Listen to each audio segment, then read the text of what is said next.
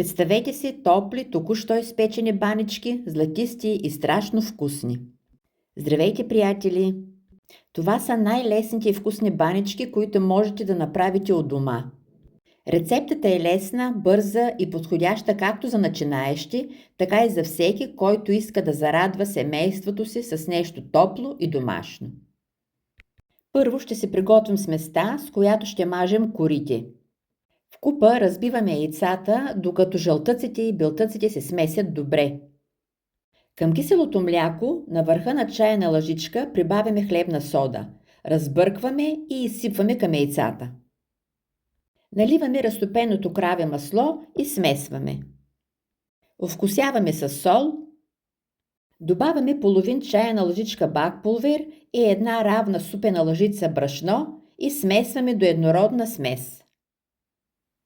В друга купа поставяме изварата, натрушаваме сиренето, чукваме едно яйце и леко осоляваме, зависи колко е солено сиренето, и смесваме много добре.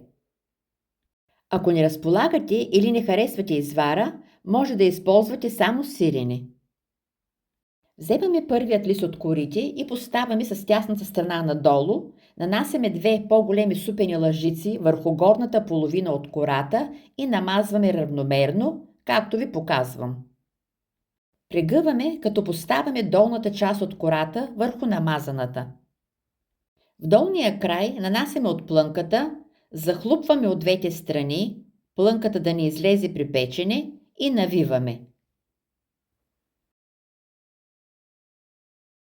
Редим в тава върху хартия за печене. Ще покажа още веднъж набързо оформянето. Точните количества на продуктите ще намерите в описанието под видеото. Количеството на плънката е достатъчна за направата на 10 банички и е добре пълнежа внимателно да разделяме за 10 нанасения.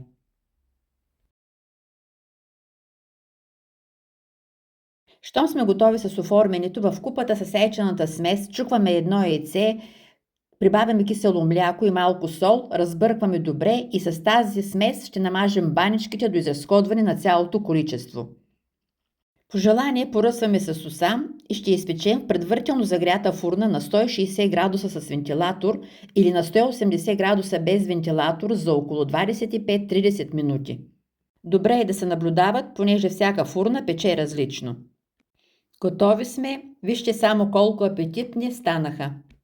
Ако ви хареса рецептата, ударете един лайк и се абонирайте за още лесни и вкусни идеи. До следващата вкусна среща!